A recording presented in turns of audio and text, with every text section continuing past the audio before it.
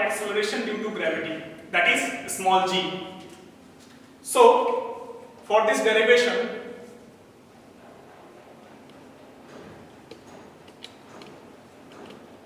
for g, we know that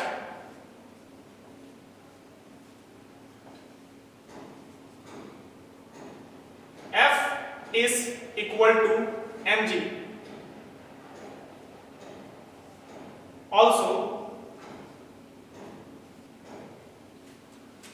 from Newton's law of gravitation, F is equal to g m by r square. So here we suppose it equation 1 and equation 2.